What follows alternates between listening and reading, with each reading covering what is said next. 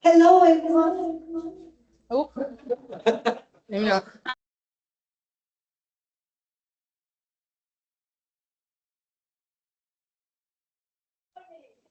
I just want to say, I am the new dean of Faculty of Computer Science at Dalhousie.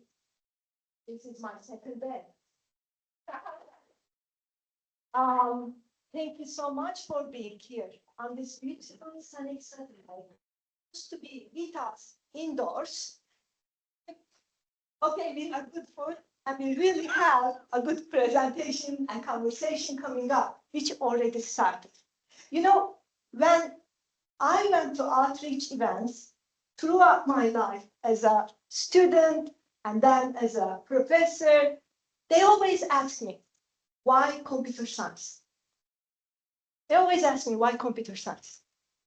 And then, hey, I said, this is my time to ask back. Just imagine a world if you didn't have any computers, what would you do? This is a conversation and a real question. Now it's time for you to think about it. What would you do if there was no computer? Read books. Read books, great, great. And guess what? Now we are reading books on our tablets, right? All right, what else? No computers, what would you do? Have to drive the car by myself. How boring is that? Exactly, I fully agree with you. So you may want to hold that one too. Oh, okay. Online. What else, folks? Wonderful. Yes, we have all those chips in our calculators, in our tablets, in our cars. Just now imagine there is no Wi-Fi. What would you do? Huh? Write letters and have the pigeons flow around, yeah? But guess what? We are putting sensors on pigeons and birds and animals and sea life, right? Just to collect more data and understand what they do. What else? What would you do? No computers, no Wi-Fi. Go outside and play. Guess what? In our playgrounds, we have sensors to collect information. We have security cameras. Not every, but it's happening in this world, right? You are right. So where I'm trying to get to is that all of this is computer science. Can you imagine a business without a web page, without a website, without e-commerce where you can buy? Just look at Amazon. Just look at our daily life. So I'm going to say, today we are having a great conversation to be able to show you all the different things that you can do with our discipline. I would say the limit is your imagination. Thank you, folks, for being here. I want to now introduce my colleague, Associate Dean Academic, Dr. Angela Siga. Yeah. All right.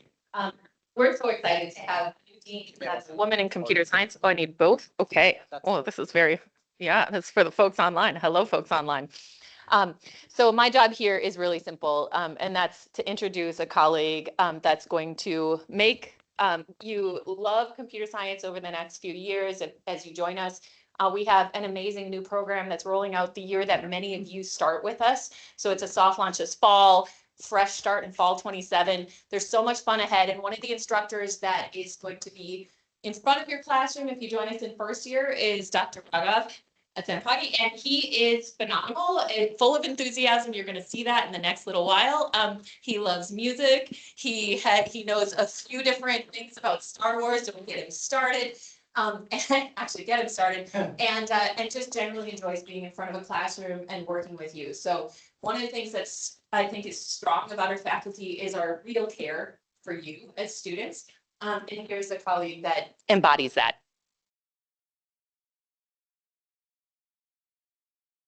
Thank you very much. How's everybody doing? I'm just, spending some time while I'm setting these things up. Isn't that the fun part about? Oh my God, so much tech everywhere. Oh, sometimes you just enjoy it, and some other times you're like, oh my God, there's too much tech everywhere. All right.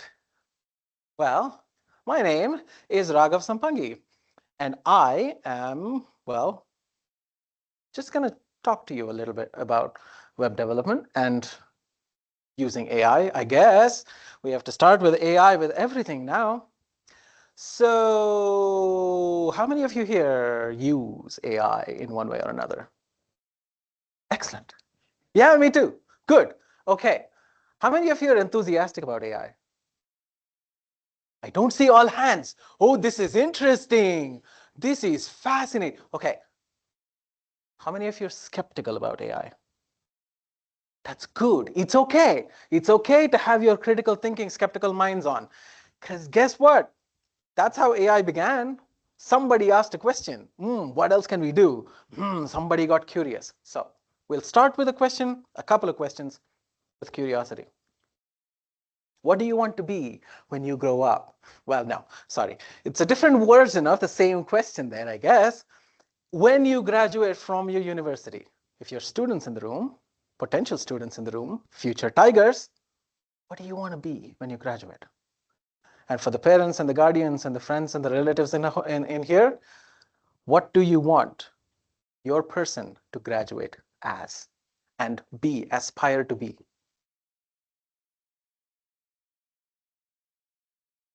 See, it's easy to get a class to go silent. All you need to do is ask one question. You were all chatty.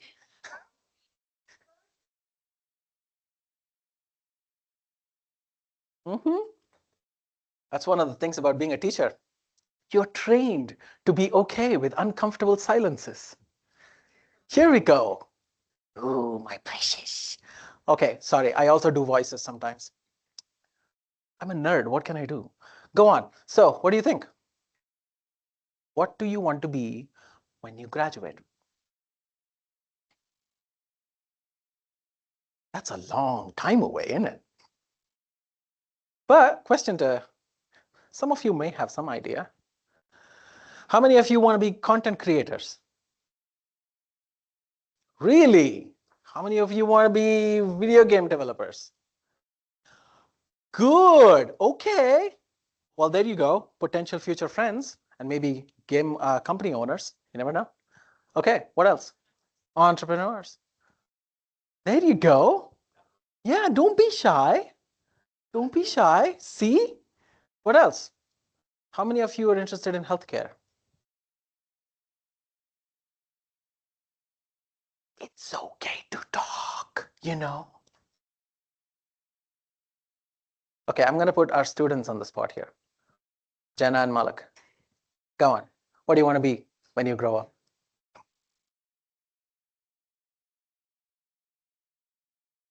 She just likes coding. See? That's good. How many of you here like coding? You know, I'm trying to break the silence here. It's fine. It's fine. It's okay. It's okay. Oh, somebody online. Somebody online said what? Oh, they want to talk. Okay. Let's see. I don't know. I don't think I have the controls to make them talk. Okay, for those of you online, maybe the best thing to do would be to type things and share it in the chat, and we'll read it out. Uncomfortable silences. Somebody talk. We're not going to the next slide.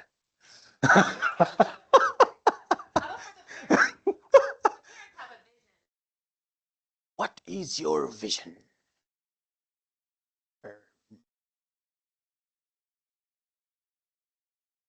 I can do Darth Vader voice too.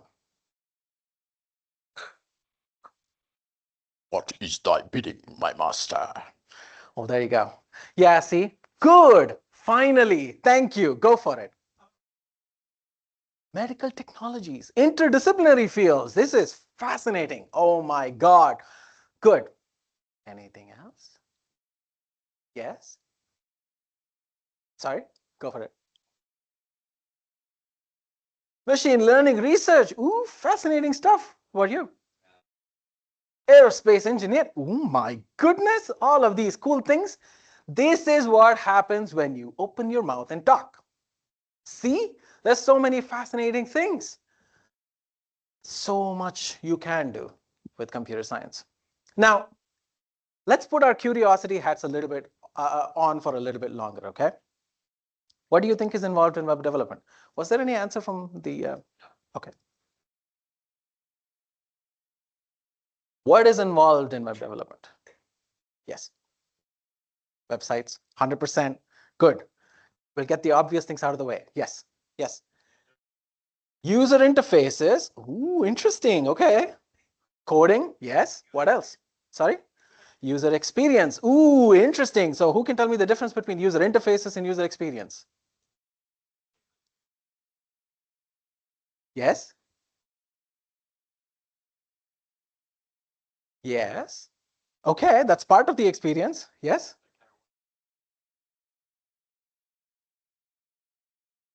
How it appears versus how you can click on it and how you can do things. You know, okay, how many of you here are cheesecake fans? The food, cheesecake.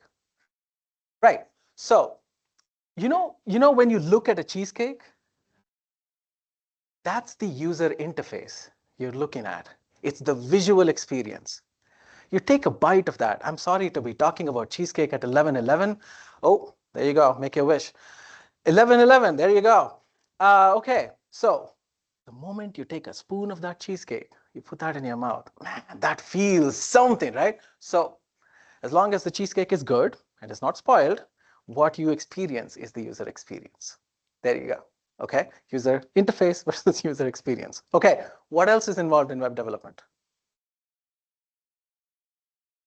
Design, yes. Art, what else? You got very excited for a moment there. What was it? Frameworks and stuff. Okay, go for it. No? Okay, I'll respect that. Yes? Deployment. Okay, fun. So, yes? Web designing programs, lots of those kind of things. Yes? Yeah, the servers and everything in the back end, 100%. So typically, when we think about web development, the first things that usually come to our mind, well, before we get there, I guess, what's this? Sorry? Fireworks? Looks like fireworks, doesn't it?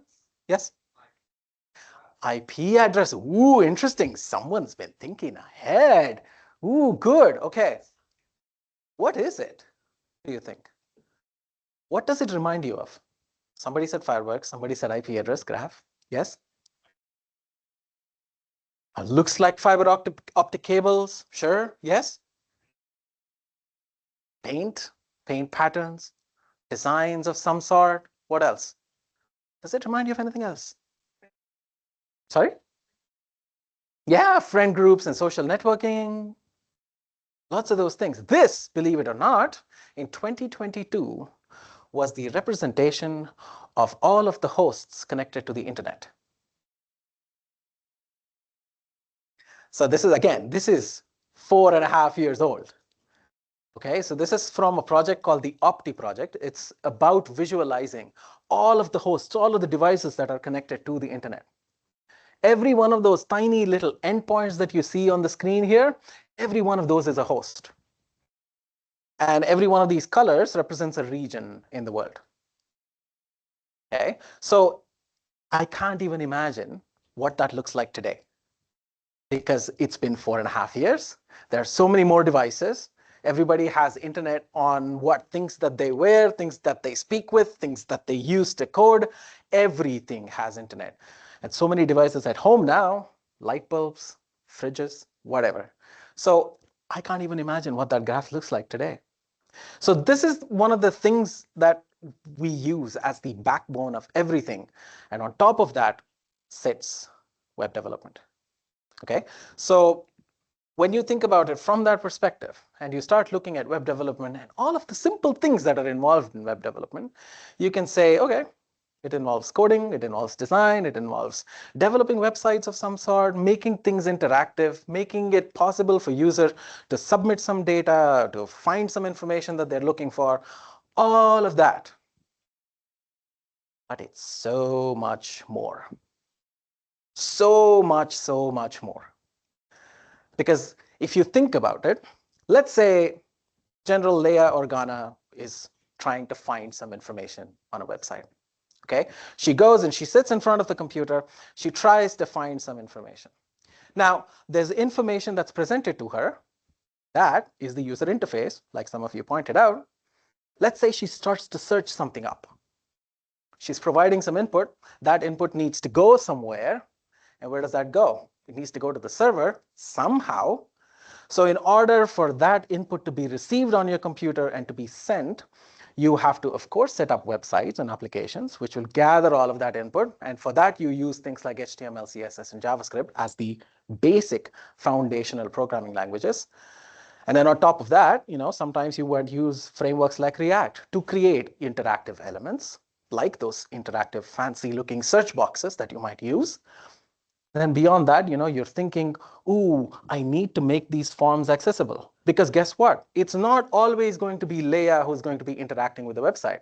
Sometimes she might say, R2, find this information for me. Or C3PO, find this information for me. So you need to make sure that those websites are accessible and semantic, so that even devices who may come across these websites and information are able to reasonably make sense of whatever is the content you're presenting. From there, you need to make sure that all of the data that Leia would submit needs to be protected in some way. So there's a lot of security and privacy aspects that are involved, because guess what? If you visit any website, information like your IP addresses, the location from which you're accessing, all of that gets stored and sent to the server and then stored over there as part of the security and protecting mechanisms that they might have. So yeah, there's a lot of that has to be considered as well. But before all of that happens, you'll also have to start thinking about managing all of the code that you might write and deploy. That's where software engineering comes into play. And you have to start thinking about pipelines. You have to start thinking about versions of software. So many of that you have to pay attention to as well. And beyond that, when this search request finally reaches the server, or for it to actually reach the server, it has to go through networks, different network infrastructure. And then on the server side, you have to manage the load, things like load balancing. You cannot have, 100 million requests being received by one tiny little computer that is set up as a server somewhere. So you need to set up that infrastructure to manage that load as well, right? So you have to start thinking about those. And then when you have all of this information stored in the server, algorithms and data structures and all of that kind of things you'll have to think about to make sure that all of the data access becomes efficient. There's security algorithms that will have to be thought through to make sure that the data stays protected and it doesn't unnecessarily release information. And then it's not simple to store data in files on the server. So you have to start thinking about databases. And sometimes you might say, hey, I'm a simple application provider. I don't want to manage a server infrastructure. So what do you then do? You then start thinking about services like AWS Lambda or Azure Functions. And you start saying, OK, we're going to say serverless. That's fine. I don't want to touch any. I don't want to manage any of the server infrastructure at all. All of that is fine. This is the fun part about web development. It connects with and becomes a pathway to every single thing that you would cover and you would study as part of your BCS, BACS, and your graduate programs. That's the best part. And if you're really curious about web development, it creates a pathway towards every one of those things that I talked about, like individual domains, software development, software engineering, security, privacy, and ethics, and accessibility, and inclusive computing, and databases, and serverless computing, and algorithms, and artificial intelligence, and machine learning, and so many of those things, and particularly also interdisciplinary fields. Somebody said medical technologies. You're there trying to identify two things that are completely independent, for the most part, and you're trying to bring them together. That's the fun part. It could be medical technologies, it could be art and technology, it could be journalism and technology, it could be so many of those where you have, well, pathways that are set up through the backs for you. If you want to focus on any one of those fields, and let's say you want to create more efficient algorithms, then that's the BCS. There are these pathways that are available to you, both in the applied computer science and in the computer science degrees.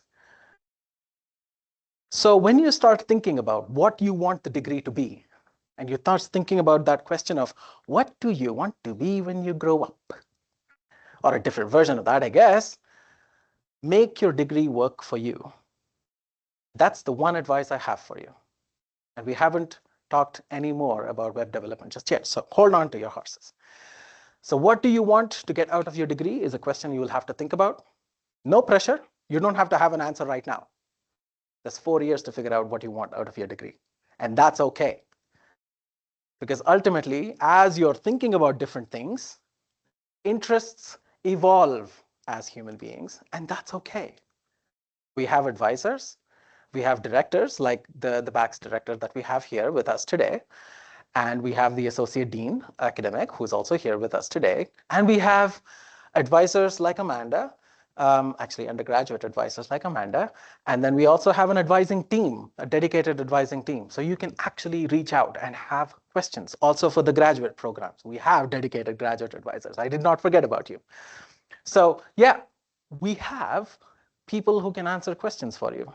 If you're thinking about what to choose, okay to ask questions. And while you're preparing and thinking about all of these aspects, it's also important to know that sometimes we might need a little bit of support when we're trying to get something set up for our learning and to work towards success. That's where Dalhousie also has something called the Accessibility and Accommodation Center. If anyone wants to take a picture of that QR code, please feel free. This is, it just basically links to the Dal Accommodation Center website. What they do is they can work with you, and there are dedicated advisors who can work with you and set up an accommodations plan so that when you need the support, if you need the support while you're studying, you have access to it. It's a service that you're already paying into through your fees. So make use of it, if that makes sense. Okay? Yeah, because every one of these is a pathway towards success. And all of us here, our literal jobs are to help you in your pursuit of success and excellence. That's literally what our jobs are geared us to do. Okay? So try to seek out and ask questions and ask for help when you need it. Now, we'll actually get into talking about web development now. What you see on the screen is a screenshot of the first website of the world. This was built by Sir Tim Berners-Lee. And this is actually still live. If you go here, see, info.cern.ch. This is actually a live website. So you can actually go and say, let me take a look at the first website in the world. It's still interactive. See? What does this remind you of? Sorry? When your website doesn't work. This is a fascinating observation. Okay, what else does it remind you of? Like Wikipedia? Sure. When your email doesn't work. Lots of those things. I'm sensing a pattern here, but that's fine. Yes. Like a Word document. Yeah. Yeah, something like that. Now, anything else before we move back to the slide deck? Anything online? Okay. Cool. Now that is the first website of the world. Now, this was created by Sir Tim Berners-Lee in 1989 or around 1989 as part of something he called the Global Hypertext Project. Okay? His vision for something called the World Wide Web, or WWW, was basically to make sure that information was available for people who wanted it at whatever time they wanted it. Because he was working for the European Center for Nuclear Research, or CERN, and what happened was people were moving between projects, or people were leaving the organization and moving to somewhere else. They were taking all of that knowledge with them. They wanted some way of making sure that the knowledge was documented and stored. Back in the day, though, if they wanted something like that to happen, they would have created printed books and stored them somewhere. So unless you know where to go and look, you really cannot find that information, which is captured in a book. So his vision was to make things available to anybody across, accessing that information from any device. It's available in a non-centralized form, which is making sure that the servers are available wherever it needs to be stored. And it includes links like the ones that you just and it takes you to another page, which has the most up-to-date information about whatever resource you're looking for. So this here, the vision for the World Wide Web, is what sits on top of that internet infrastructure that you saw a little while ago. Internet is not the same as the World Wide Web. The World Wide Web only uses the internet as infrastructure. So today's websites, though, looks quite different. Right? So these are 5 examples. One of them is fairly minimalistic. This one is from Apple. This Bruno Simon website here is acknowledged to be one of the best websites, because this one has so much interaction. It looks like you're playing a video game when you're trying to find information. It's fascinating. Then we have the DAL website, of course. I have to use the DAL website as an example, because why not? And then we have HRCE website that some of you or most of you may be familiar with. And then this website, if you're curious, is called awards.com, awwwards.com. And they are basically just a fascinating group who look through different websites. You can submit websites on there which you like and which has really good design and design elements. And they will select a few websites that are called the websites of the day, the websites of the week, the websites of the month. They highlight good web design. If you want to draw inspiration for web design, that's a good website to go to. What we'll do, though, is we'll spend a little bit more time on our website, the university website, because I really honestly don't want to get into trouble by doing what I'm about to do with other websites. Okay, here we go. So let's now go to the browser, and we have this DAL website here. Let's say somebody is not happy with DAL deadline for admission deposit being May 15th. Maybe you want to change it. Maybe I'm going to go there. I'm going to change it to, what are we going to change this to? Maybe June 15th. Oh no, what did I do? Is the deadline now June 15th? For whom? Just for me. Just for me. What happens if I reload the page? It goes back to what? Yeah, just so you know, the deadline is the May 15th, okay? So what is actually happening there, though, is just like these brochures and documents that we have. When you visit a website, a copy of it gets downloaded to your computer. So what I am modifying is the copy that I have.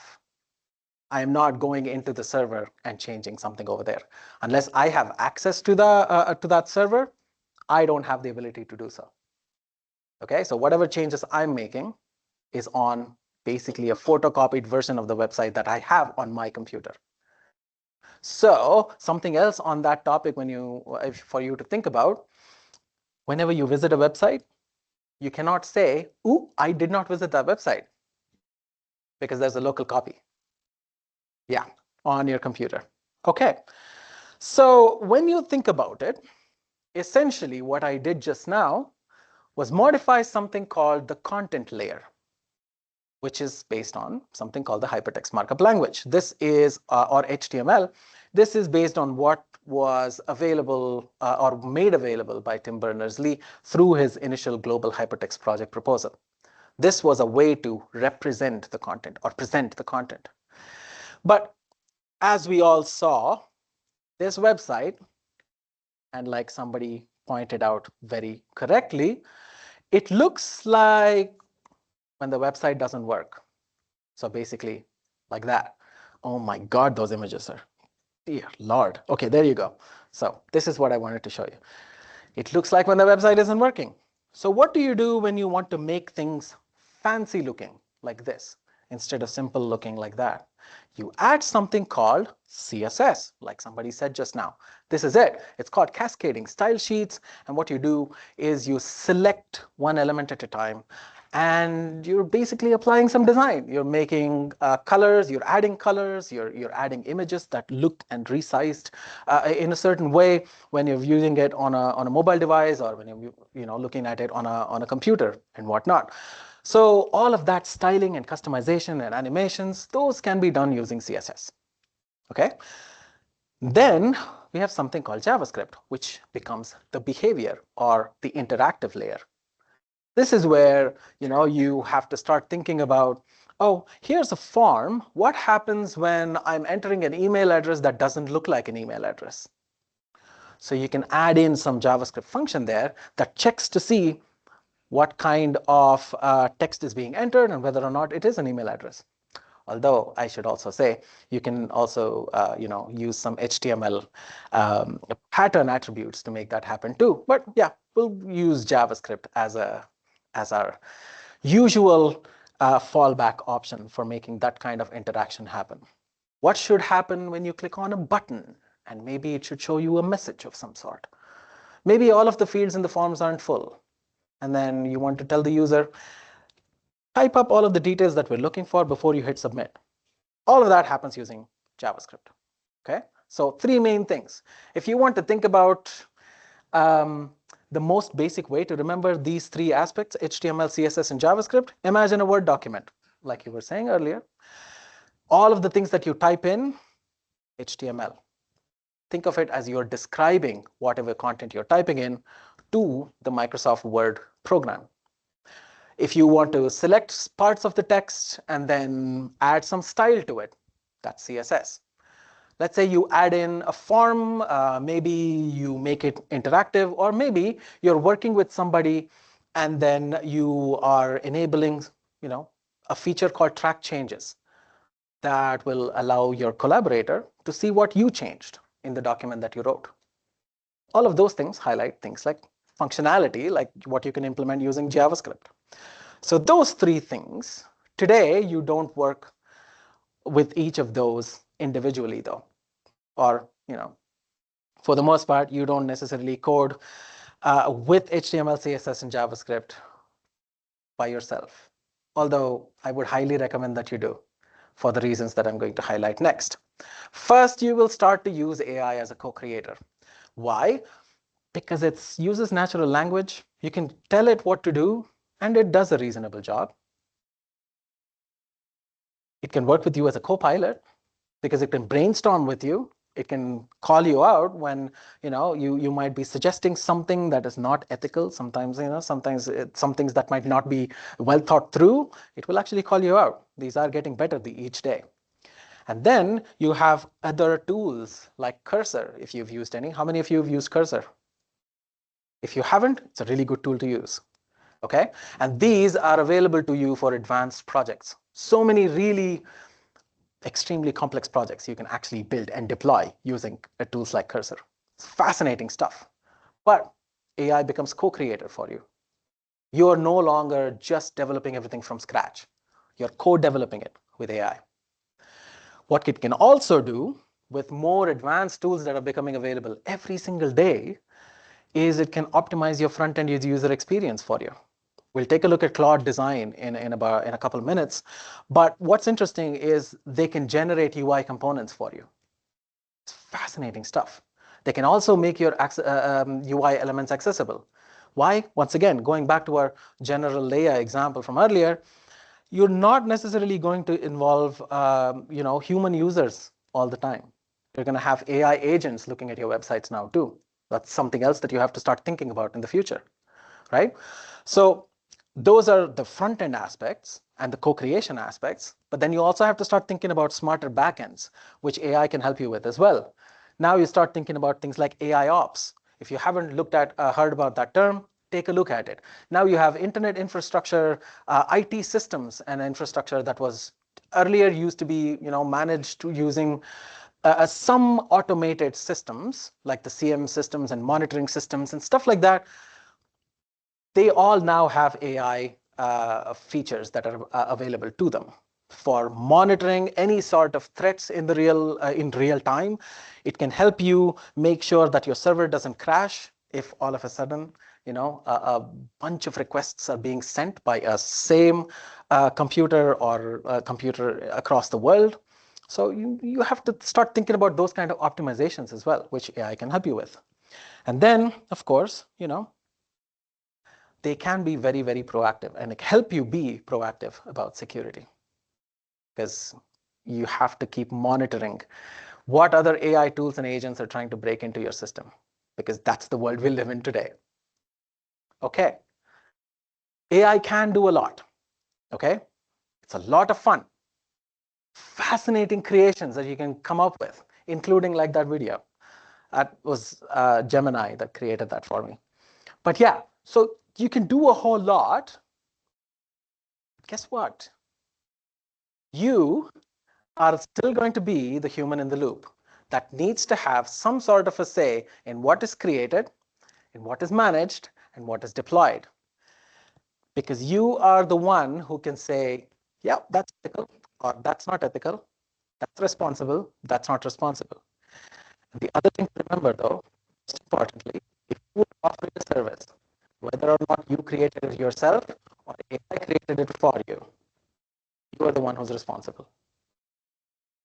AI is not responsible. There are no laws to hold AI accountable for anything that you do, that you create. So you have to be careful, okay? Because you are making those choices and you are releasing the products into the world. So what we have to start thinking about is getting your foundations and fundamentals right. Once you have the basic concepts right for any of the things that you do, from there you can absolutely rely on AI to do things for you. But then you will also be able to say, oh, you created this. I don't like that. That's not responsible. Let's change it up. To be able to say that confidently, just like a project manager would in a career path, for example, you need to know your foundations. Okay? So if you were to join CSEI 1170 or some of the foundation level courses here, one of the things that we will try our best to do is to highlight the importance of those foundational concepts. We'll absolutely use AI for a lot of things. We'll also have to focus on the fundamentals. Okay? Because we don't want to end up in situations like this one.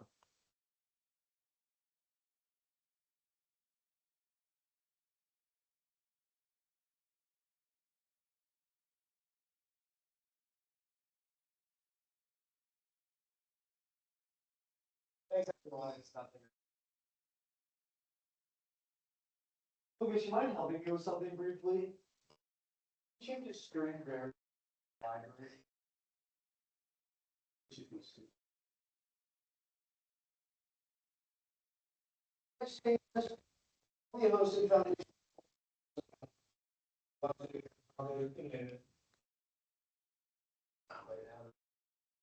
All these 5 minutes are good. I feel bad for anybody who actually relies on this. Except for variable foods.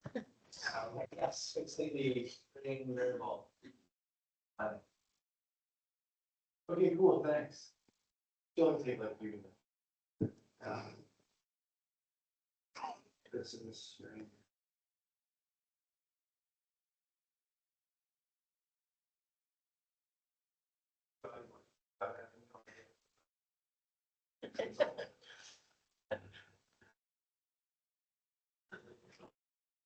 Well, okay, submit the pull request. All right.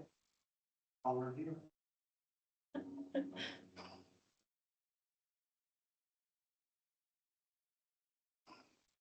I think so. No idea how to review. What's the problem? It's this. That's pretty darn this.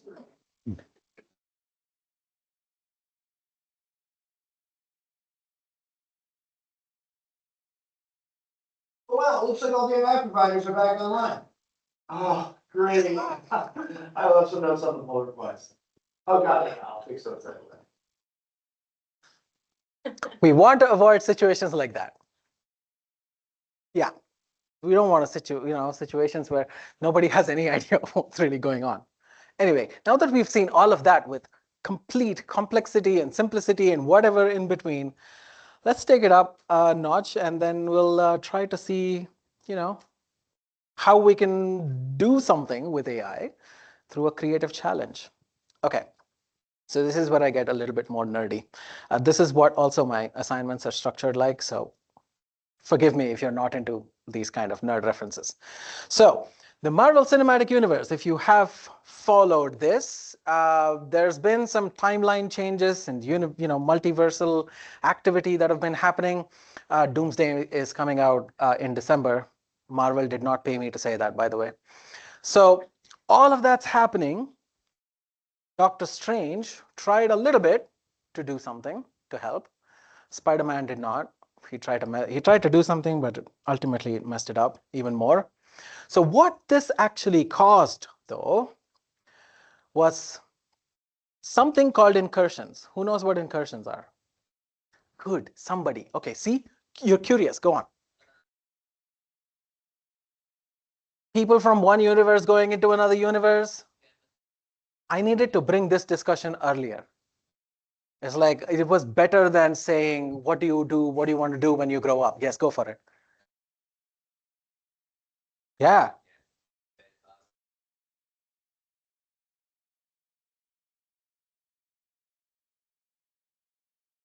But something in the universe isn't supposed to be there. That's when incursion events happen. Yeah.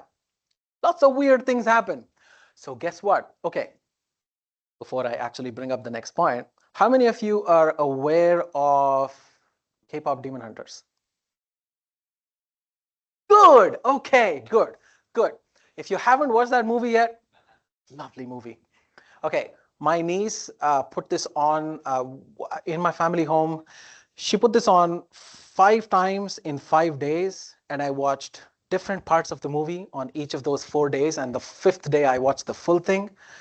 So I cannot get that out of my mind. So what happened was, with all of this kind of multiversal incursions, timeline incursions and whatnot, Rumi from that universe ended up in the Marvel Cinematic Universe on Earth 616. Now she's lost. She doesn't know where her friends are. She needs to get the word out. She wants to communicate with her friends, but she doesn't know where to begin. Oh my God, this is weird. So now, because Doctor Strange is responsible and Spider-Man is Spider-Man, they offered to help. And they said, it's better to start with an interactive website. Now let's design this together. What type of a website would Rumi want? And what colors do you think we need to have for this website? Because from here we get into Claude. Sorry? Some sort of a social thingy website. Maybe we don't want it to make it, social networking, because that'll be huge. It doesn't need to be social networking. What else could it be? Sorry? Like a music platform? Ooh, interesting. Yeah. A map of some sort? Interesting. Okay. A messaging app? What is she really trying to do, though? Let's understand that first. Yeah. Yes. Communicate with her friends. Yes. That's right. So trying to, figure out a way to get out of Earth 616 back to KPDH universe, but then also trying to make sure that she's able to share some information with her friends in some way. But if you don't know where those friends are, how do you share information through a social networking site? You need to know where your friends are. Sorry? Because some sort of a forum, some sort of an information site, just to say, hey, I'm here if you want to find me. What else? If that's the, hey, I'm here, here's how you can find me kind of website that we want to create, how should it look? What colors should it have? What font should it have? What do you think? We're co-creating this. Let's think this through. Colorful. The colors that Rumi wears. What colors are those? Purple. Okay. What else? Sorry? Purple and red. It changes colors every now and then. If you have watched that movie though, every time she's feeling a little bit of shame, have you seen the color becomes pink and purple? It's fascinating. Every time she's feeling brave, it becomes white. Oh my God. Again, I'm obsessed with that movie. Sorry. Not the topic of the talk today. Claude Design helps us bring some of these things, from whatever stage they might be in our minds, into a more lively kind of a situation. Let's say we create Earth 616 info page as the project, and we'll create that, and we'll try to describe this to Claude. What do we describe this as? We have, actually, I'm going to copy, where'd it go? Here. Okay. I'm going to copy this. Okay. Now, hey, Claude, I need your help to build a website for Rumi. Gotta say thank you. It actually is efficient when it does, when it hears thank you and please. It does a good job.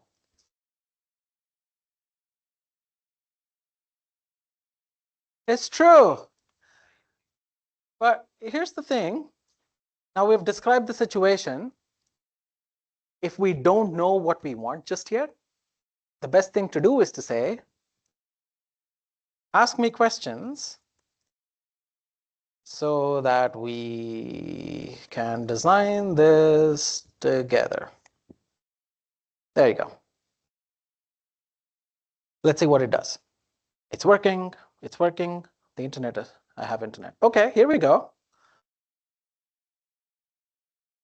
Gave us options, just like the ones that we were brainstorming. See? You want to create a beacon of some sort, a puzzle gate, a scrapbook and journal, an interactive multiverse switchboard, a mix of all of the above. What do we want to do?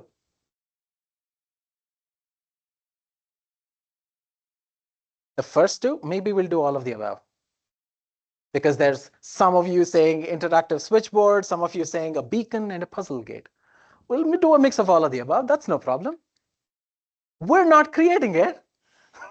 We're describing it. See? So it's easier for us. That's no problem at all. Okay, what is the tone of the site? Earnest and emotional, playful and chaotic, mysterious and mystical, cinematic and epic, and diary-like and intimate. Sorry? Decide for me. Okay. I guess surprise me is the direction that we want to take today. What about visual direction? Also surprise me?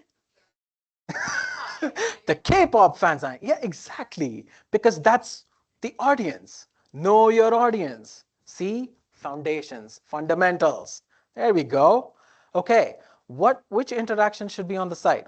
Leave a message, verification, a puzzle that only Mira and Zoe see. It actually also picked up other characters from the universe. Fascinating.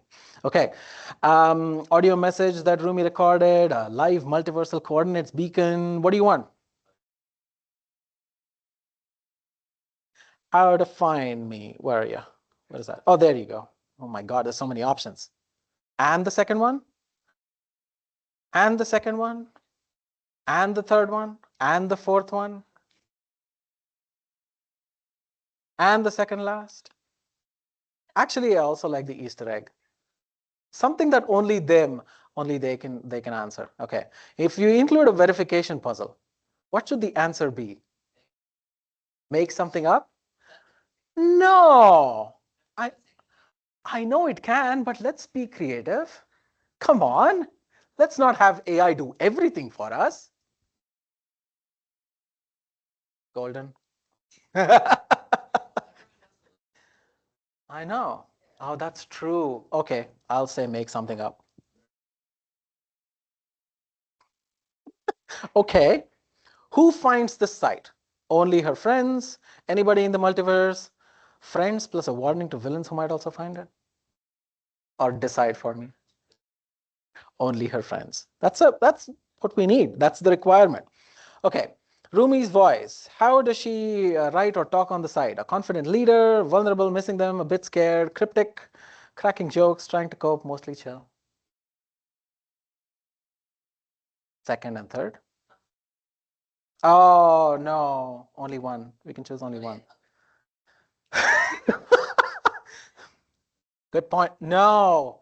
If I choose other, it's going to choose only one.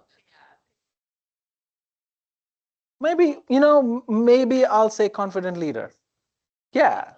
Maybe we'll say confident leader. She's trying to hold it together. Okay, color. Deep purples, magenta, and gold. Yeah, that's her color. This is it. That's what we'll go with. And then how many design directions should I explore? My goodness, so many questions. Anyway, okay, here we go. Two contrasting designs, direction side by side. All right. And then, yeah, we'll do single landing page for now. Sorry? Multi-screen flow? Oh, interesting. We'll see. I might run out of tokens, but it's fine. It's actually worth it. Okay. What should the tweaks panel let you change? Dude.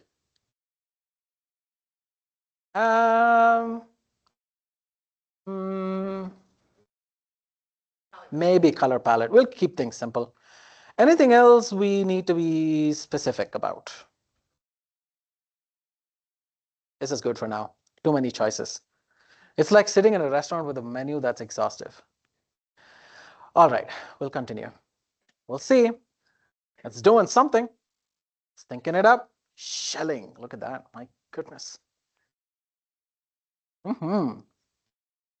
See, whenever it decides whatever it needs to do, it gets things ready. And for that, I have Claude ready to go. Okay, so that's the one that we will actually drop all of these design ideas into and then say, hey, Claude, build this for us, please. Actually, I'm going to go back here and copy this prompt. And while this is being set up, I'm going to say, hey, Claude, I need your help, all of that. Here's the design directions that we want to go with. Ask me questions before you code anything. And what else? Please do a good job. Thank you. Oh. Gotta be polite. Apparently, I know, tell me about it. Hey, the thing is, I have found that every time I use please and thank you, it does a better job of generating responses for some reason than when I don't say it. Because I don't know how much of, sorry? Yeah. Look at that. Starts of wireframes, move to hi-fi. Yeah. Also, yes. Good tips. Road styles. Okay. Fanzine 616. Old K-pop. There you go. That's fair. That's true. I have tried it. It did not work. For those of you who are online, we're talking about the useful info and tips that we see at the very bottom here. Every pixel argues for attention. Most should lose.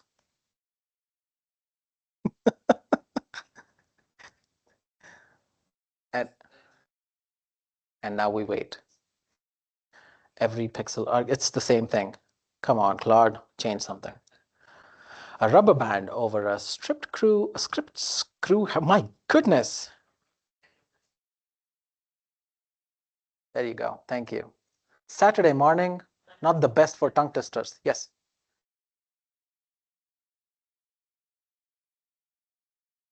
I was waiting for somebody to ask me that question. Why don't I use Claude Code? The reason why I don't use Claude Code is it requires, no, I have a paid subscription to Claude, but the reason why I don't, 5 minutes left in your meeting. Oh, sorry. Anyway, the reason why I don't use Claude Code is it requires me to run something on my desktop, on my computer. I have a lot of student files that are on my computer, and it requires access like anything. So I'm not comfortable doing that. Again, my background is in security and privacy. So no, that's a no for me. I am happy to play the intermediary and say, here is something that I want.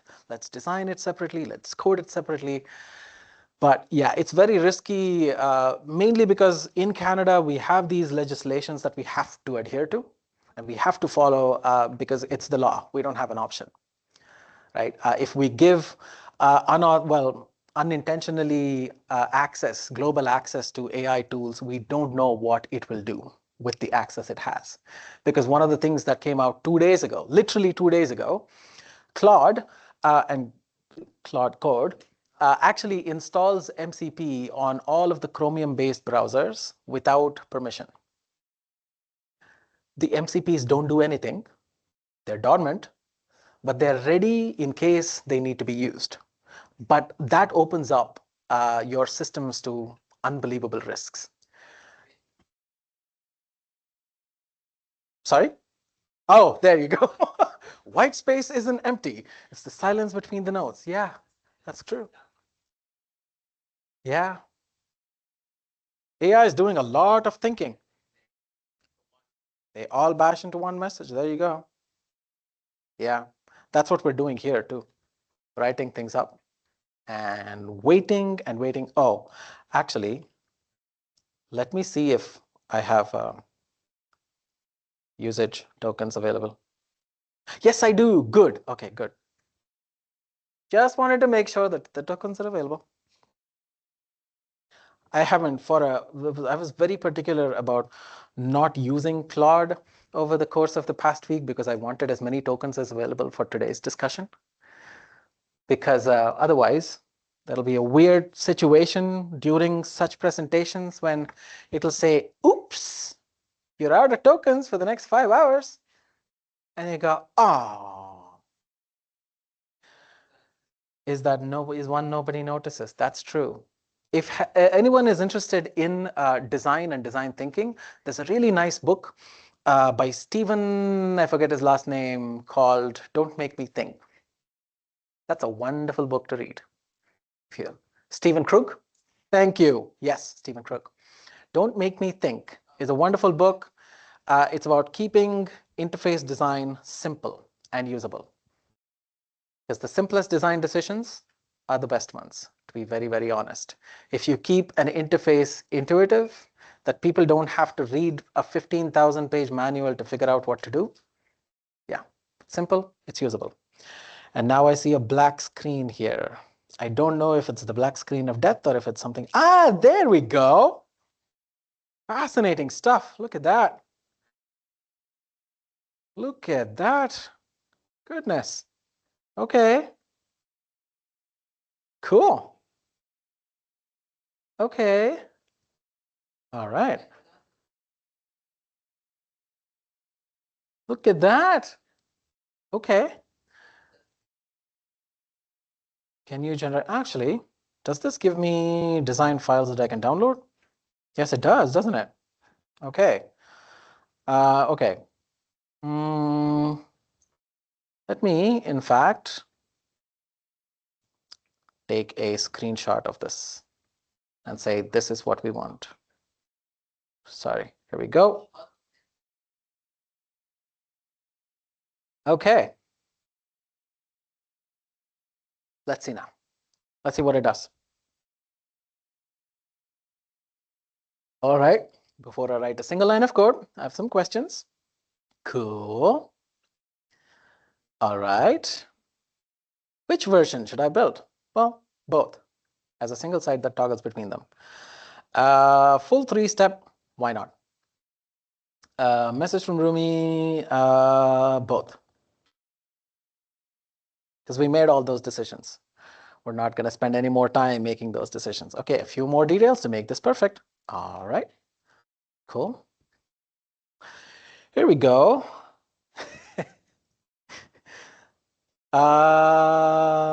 No hint, just the input field. And for the reply mechanism, just show a confirmation. Yeah, for now it's fine.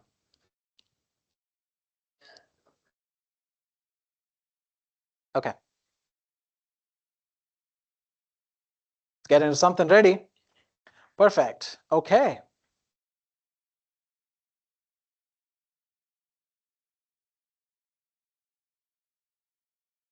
No, I did not.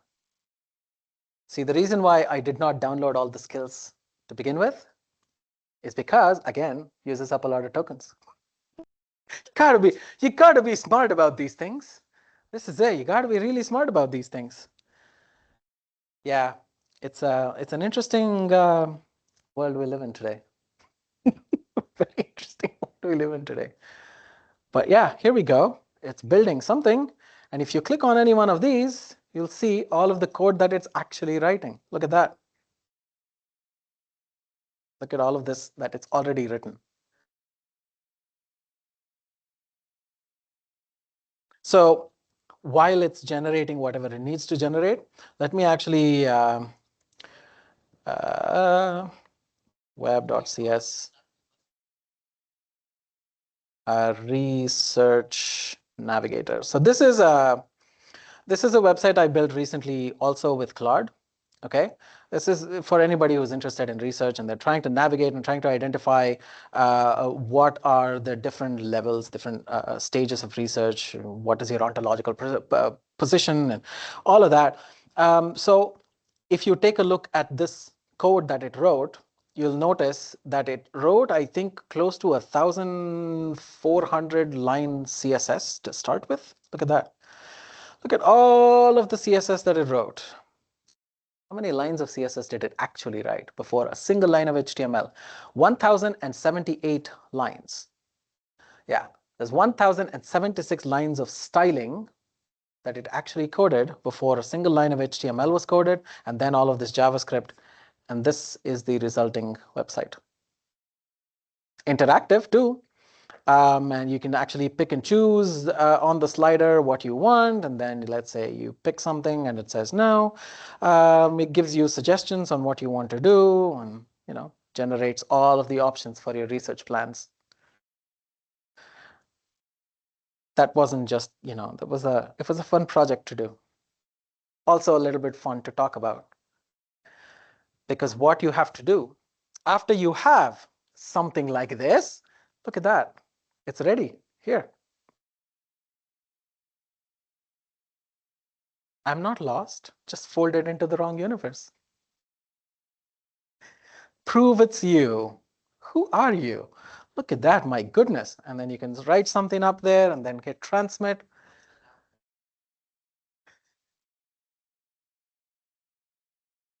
Is that okay. All lowercase, did it say that? Where is it? Oh, there you go. Okay. There you go. Look at that. Now, how do you make this available to the web? What's the next stage? We've built the website. What's next? Yeah. Copy it somewhere, deploy it. So what do we need for all of that to happen? We need a host. We need a server of some sort. You need to think about where to store it. You need to buy a subscription if you don't want to have a server of your own on one of those server, services like AWS, for example. What else? You need to have a domain, sure. What else? You need to have somebody to actually move it. Well, if you use Claude Code and if you don't have any sensitive data on your computer, use it, that's fine. It can actually deploy all of those things for you.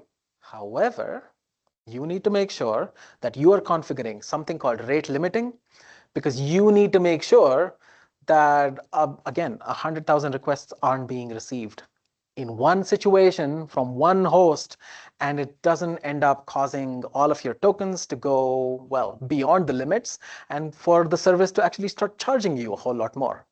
So you need to make sure of that. You need to make sure also that somebody who's not authorized to be modifying any code doesn't have access to modify your code. You need to make sure that it is actually accessible, because, well, guess what? If Rumi ended up in Nova Scotia in 2030, well, Nova Scotia government has an accessibility law that is actually requiring all of the products and all of the service to be accessible by 2030. So yeah, you need to make sure things are accessible too. Lots of things to think about, right? It's not just about coding. It's not just about simply deploying it somewhere. You have to have a lot of those kind of ideas in your mind. Granted, tools like Claude will help you do a whole lot of what you want to do. Now, it cut down our development time from what would have been otherwise about a week to 15 minutes. This is what we did just now. If there are complex elements like interactive elements that we're building in here, it would have taken a week more. To try to build it, if among 2 or 3 people in a team, it would have taken whatever time it would have taken. But it took us 15 minutes to go from designing, or actually thinking through what the problem solution was, designing it, and developing it to the point of deployment. Everything but deployment. That's where we are right now. It's fascinating how much it has streamlined our process of development for us. And that's the best part, though. It helps us do a whole lot of these things, but your mind is where the magic actually happens. If you know your fundamentals, you know exactly where to go and what to do beyond what Claude has generated for you, or beyond what any other tool might generate for you. That's where you have to spend your time on getting the foundations right. And ultimately, you're the only one who knows what that cheesecake feels like and what it should feel like for anybody who uses your website and tool. Okay? So we are very likely going to be working and living in an environment where we are symbiotic with robots and AI in a lot more significant manner than what we have right now. And as we work towards that, let's all just be cautious, careful, and get our fundamentals right. Thank you for your time, and may the force be with you.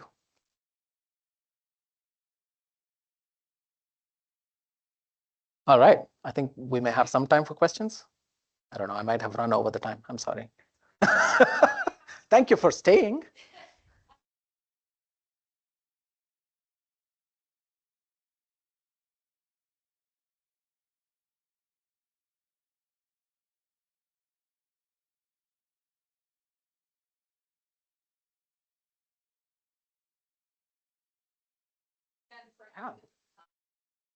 Absolutely. Thank you. Thank you for being here. Look forward to having you in this September or next September for some of you. Yeah, future tigers. Here we go. Woo!